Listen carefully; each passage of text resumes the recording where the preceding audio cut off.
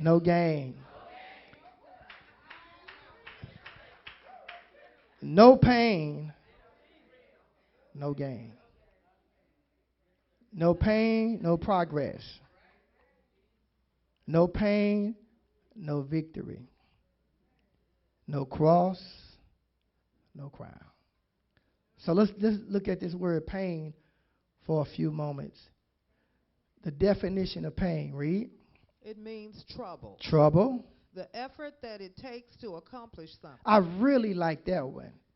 The effort that it takes to accomplish something. How many know you got to put some effort in what you're trying to accomplish? And how many know that you're going to feel that? Read. It means affliction. It means affliction. And agony. Agony. Anguish. Anguish. And distress. And distress. It means to hurt. To hurt. Misery. Torment. Read. It means travail, torture. Torture. Travail. Travail. And tribulation. And tribulation. So when you are experiencing any type of pain, this is what you go through. You have trouble. The effort it takes to accomplish something. Affliction. Agony. Anguish. Distress. Hurt. Misery. Torment. Torture. Travail. And tribulation. And we don't want none of that. Watch this. Without any of this, you're not going nowhere. Let me say this again. Without any of this, without any trouble, without any affliction, without any anguish, without any distress, without hurting, without misery, you experience all these things before you move forward. And I need to say this because people don't preach this. And when we start going through this, we think something is wrong. Ain't nothing wrong. This is, say, neighbor, you're going to have to be crushed. If Jesus was crushed, you think you're going to get around being crushed? If Jesus was pierced in his side, if he was lied on, if he was misunderstood, if he was talked about, you think you're not going to be lied on, abandoned, mistreated, talked about by people? You're fooling yourself. Shout, neighbor. No pain, no gain. No pain, no progress. That's why many of us stuck right now. We want no pain. I want to be healthy, but I want to exercise. I want to lose weight, but you don't want to stop eating. I want to get out of debt, but you don't want to stop spending.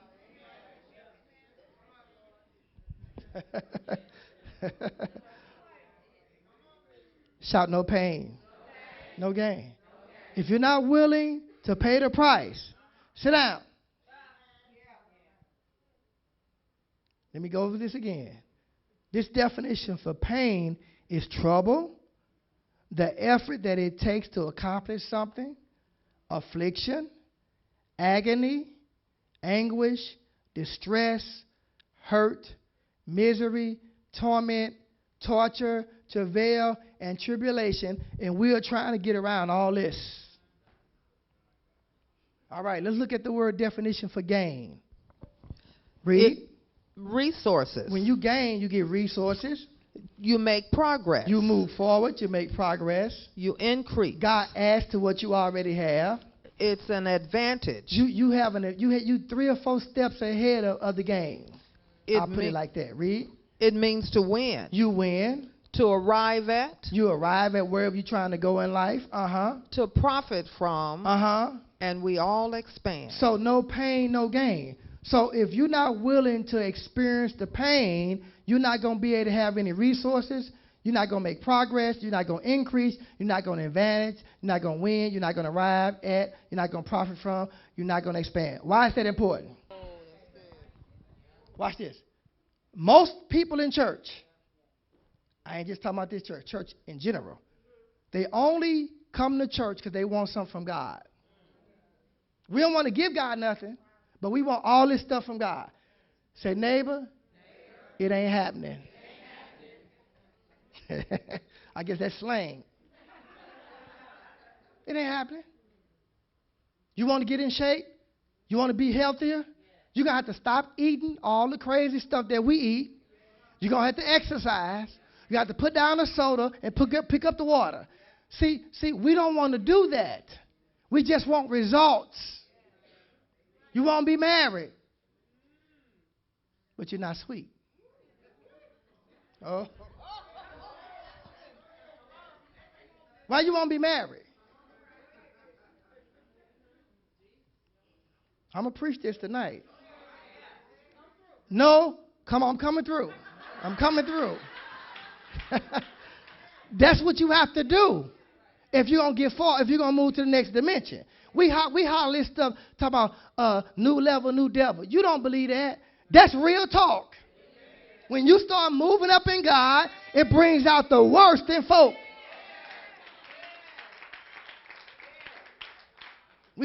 Last stuff we just be saying.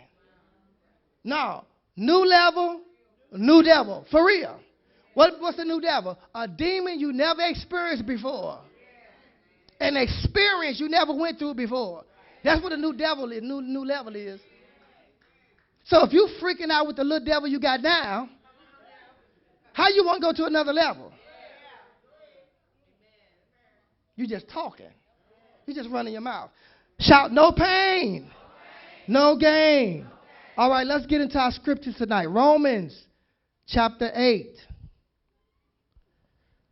verse 17 through 18. Read.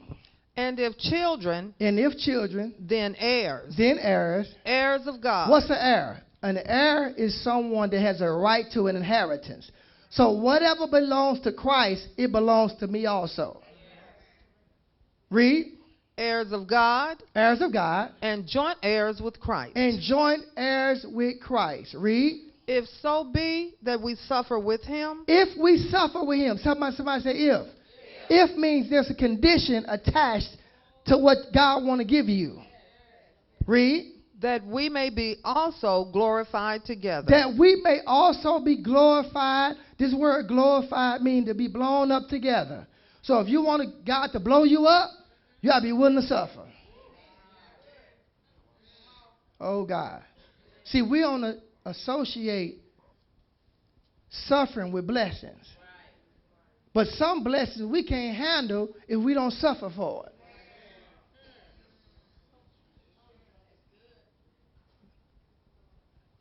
You name it and claim it all day. Some stuff that God want to do in your life ain't going to happen and without going through. Want me to tell you why? Because God know. Let me take the children of Israel, for instance. They was in Egypt suffering for 400 years, 420 years. God brought them out wealthy. They was loaded down. They was gold. They gold everywhere. God gave them that gold for the temple. You know what they did with that gold? They worshipped it and made out a golden calf. So all the suffering they went through to get what they got, how you forget God? But that's what we do. So that's why it takes so long for God to bless us with certain things, because he want to take you through enough so when he bring you out, you don't start tripping. Oh, God, let me deal with this. How God blessed you and now you disobedient. Oh, y'all know I'm going to deal with money. God gave you all this money or gave you a house, so now you got a house. Now you can't tax. You got to pay your house note. God didn't do that. If God give me a house or a car or whatever, and now I can't tithe as a result of it, God didn't give it to you. You got to pay this house note. You got to pay your tithe? Y'all ain't going to like me tonight. The blessings of the Lord make it rich and added no. So if I got some sorrow behind this man, it wasn't God. If I have some sorrow behind this woman or this job, this new house, this money, then it wasn't God. How many know the devil can bless you? The devil can give you stuff too. Go to Matthew chapter 4. I ain't saying go to, I'm saying he took Jesus all the way on at the top of the pinnacle of the temple and said, if you bow down and worship me, I'll give you this. How God blessing you, you the backslid, you don't come to church no more. Or it could be God, you just can't handle it. Listen, I ain't against nobody getting married. I want you to be married. But I understand what you go through when you get married. So I'm going to try to encourage you not to get married. Y'all ain't going to like that one. Want me to tell you why? Because I've seen people get married and they don't stay married 6 months because their expectation about marriage was wrong.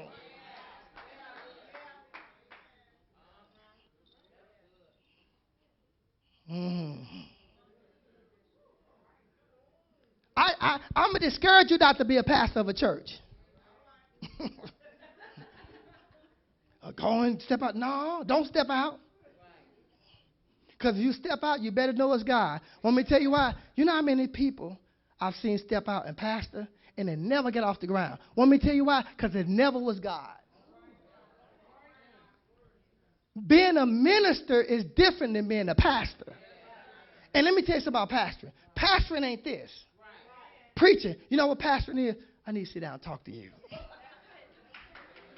That's pastoring. Pastoring ain't preaching. Pastoring ain't talking to folk. Pastor is when you call, hey, I need to talk to you for a minute. That's pastoring. And if you can't pastor your house, if you're not holding people, if you ain't holding your children accountable in your house, if everybody running amok in your house, how you going to pastor God's house? You scared of everybody in your house, but you bold here. I'm finna show you something. Because you know why? Somebody say why? Because our motives are wrong. Read. For I reckon that the sufferings of this present time. This is Paul writing to the church. He said, I reckon that the challenges that you're going through at this time, read, are not worthy to be compared with the glory which shall be revealed in us. Wow. Watch this. What you're going through now won't compare to what God going to do when you come out. But you don't know that right now. You don't see that right now. Because you're so focused on what you're going through and you're not focused on what you're going to. Do you honestly think God's going to let you go through all what you're going through and not bless you? But you're going to go through first. Read. But the Lord said unto him. Now, the Lord said unto him. Who was the Lord talking to? The Apostle Paul. Okay. At this time, he was Saul. But look what he said after he got converted. But the Lord said unto him, read. He said, go thy way. Go your way. For he is a chosen vessel unto me. Now, God said that the Apostle Paul, after he got converted, was what type of vessel? Because we magnified the fact that I'm called. I'm called. I know I'm called. I know I'm called. Okay, called. I'm finna show you what's going to happen after you get called. You know what happens after you get called? You get crushed. We don't want that. We just want to look cute. We just want to be over people. We want to feel important because we got low self-esteem. No, you know what goes along with calling? Suffering. We will be back after this message. And we want you to tell us what they got to do for you. Weekly prayer that you call in the morning. T-Mobile told me that I had to start paying for it. So I couldn't listen. So instead, I started to do a daily meditation at the same time that you guys would normally be on the call. And then I meditate for like an hour later. And I do this every day. And what was it? Tuesday, Minister Pam, she stated that she felt that someone on the line was going to get a raise, an unexpected raise. And I text my mom, and we got called into a meeting. I text my mom, and I was like, oh, I just got a raise. And I had no clue.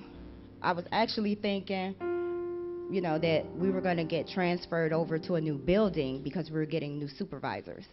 But she came in, she gave us all a significant raise. And when I texted my mom, she said, well, on the line, Minister Pam just said someone was going to get an unexpected raise. But I pay my tithes every Friday. Hold up, y'all missed that. Hold up. What you say?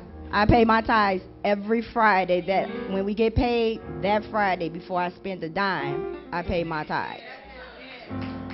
So you believe that one of the reasons why this happened is because you honor God with his money? I've been here, this is going on maybe a year and maybe 5 months. And since I've been here, my life has turned completely around. Completely. Come on, give it up for the woman of God.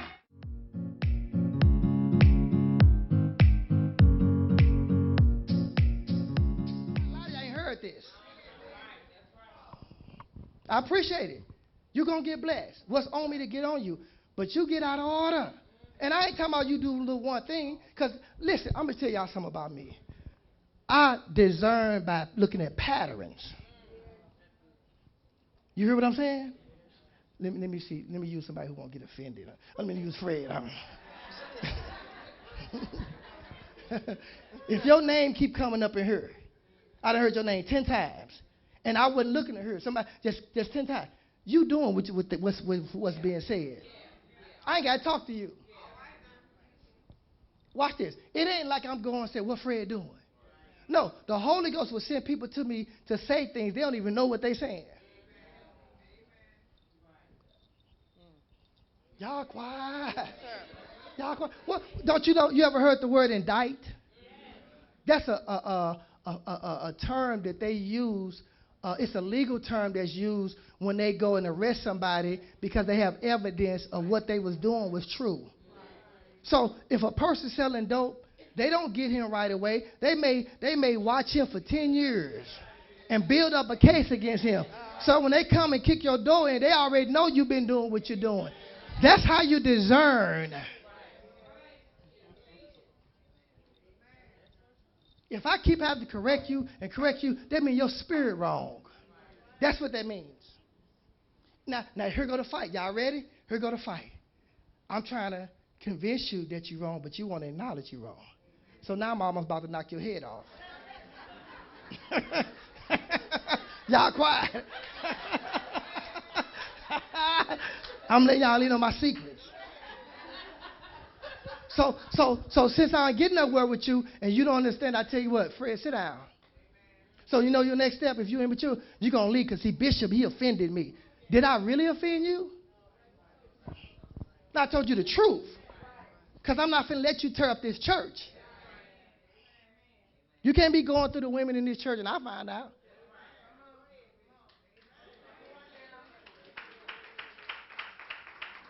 Or you can't be going through the band through this church and I find out. Let me hurry up. All right, let me get back to no pain, no gain. I'm going to say something to you. And I know most pastors ain't like this. They don't care what you do. As long as they see a crowd and a little money coming in and God using them, that ain't, I ain't like that. I understand that I'm going to have to stand up before God and give an account to you, get an account for you. And I'm not finna stand up with God with blood on my hand. All right, let's get back to this no pain, no gain. Read. Go thy way. God told him to go that way. For he is a chosen vessel unto me. God said that Saul, who was getting converted to Paul, was what type of vessel? Because we magnify that. Watch this. Read. To bear my name before the Gentiles. To carry my name before the Gentiles. And kings. And kings. And the children of Israel. God told him what his purpose was. We magnify that too. I know what God called me to do, and ain't nobody going to tell me nothing different. Okay, let me tell you something different. Verse 16, read. For I will show him how great things he must suffer for my name's sake. We don't want that. See, we get the prophecy, but we don't know the hit that's coming with the prophecy. I was looking at, I just love boxing all of a sudden, but I was looking at Anthony Joshua. He a British champion. He was like 20-something. I was saying, as I've been watching his progress, I said, that boy bad. He bad. Everybody he came up against, he beat. Well, he lost the other day. The Lord showed me why he lost. Y'all ready? He couldn't take no hit. See, you may be able to hit somebody, but can you get hit? Hold up. You may can preach to somebody, but can you take the hit that comes with preaching? The boy knocked him out. I felt sorry for him. But I got a revelation in that. It's not how good you can preach, prophesy, lay hands, revelatory. All that don't mean nothing. When them demons come and knock on your front door, what you going to do? Because the devil do not want you to move to no next level. He don't want you to move forward, and he going to knock everything out of you that he can. Ain't about being cute. All right, next verse. Hebrews chapter 11. Y'all getting something? Shout, no pain, no gain. No pain, no progress. No cross, no crown. No pain, no victory.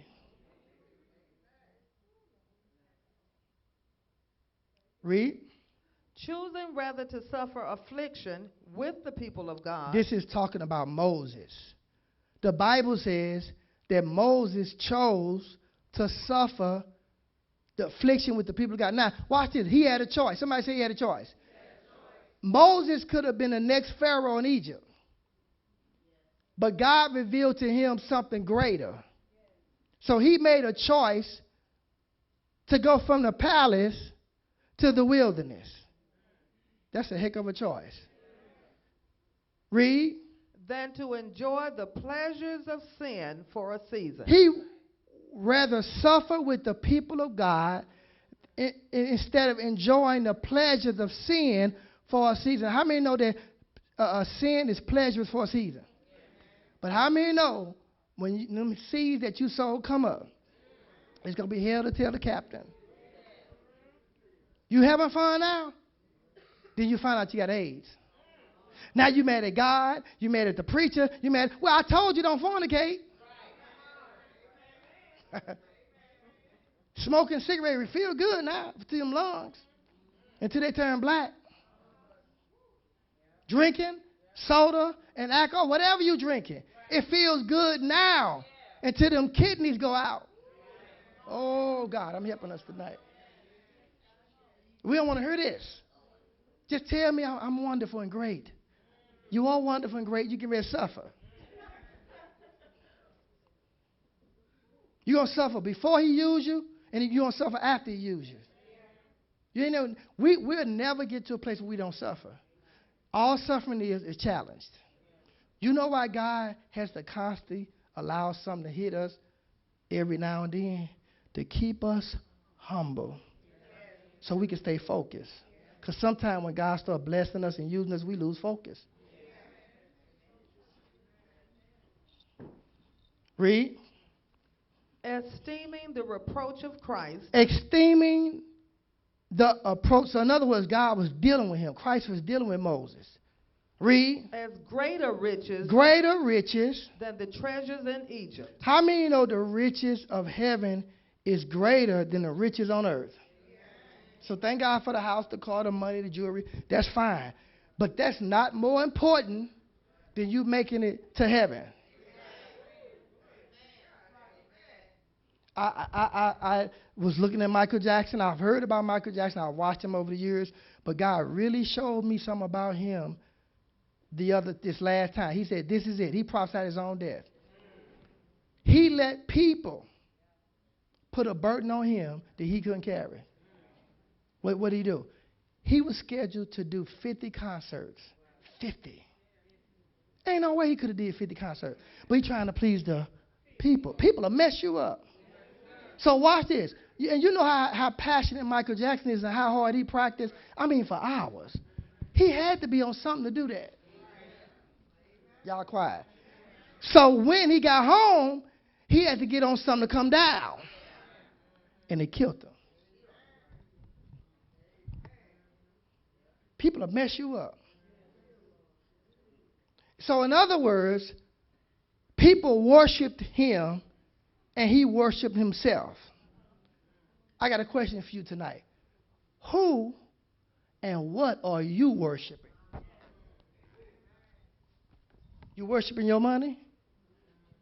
You worshiping your looks? I'm fine. You worshiping because you got a gift? What are you worship your job?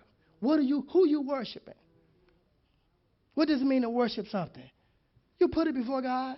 Anything that you have before God is idol worship. You can fix your mouth to say whatever you want to say. Look at your life and see what's really first in your life. That's your God, not him. And we make excuses why. Ain't no excuse. Either you save or you're not. You ain't in between. So the Bible says that Moses chose to suffer affliction with the people of God instead of enjoying the pleasure of sin, for he made a choice. Esteeming the what? Reproach of Christ, greater riches than the treasure of Egypt. He was next in line to become the next Pharaoh. For he had what? Respect unto recompense of reward. Read the next verse. Do we have that one? By faith. By what? He forsook Egypt. He did what? He left Egypt. And there's some stuff you're going to have to forsake Egypt. What's Egypt? The world. Read. Not fearing the wrath of the king. He wasn't afraid of Pharaoh. Read. For he endured. He what? Uh-huh. As seeing him who is invisible. He endured because he had his eyes on Christ. You better keep your eyes on God and take your eyes off of people, because when you start looking at people, you're going to get miserable. You're going to lose your joy. You're going to lose your peace because people's something else. We invite you to become a No More Crumbs global partner. Together we can impact the world, accomplishing amazing things for the kingdom of God. By supporting this ministry, it helps clothe, feed, and minister and so much more around the globe, breaking the back of lack. As this ministry grows, may your life also produce fruit that will last. As a No More Crumbs global partner, we will lead around the globe creating change, because your days of having crumbs are over. Thank you for watching today's broadcast. If ever in the St. Louis area, please come visit our North Campus, located 7200 West Florissant, St. Louis, Missouri, 63136. Or give us a call. We would love to hear from you at 314-659-8522. For more information on how to get connected, write to us or visit us online at anthonytrice.org. And we thank you for your continued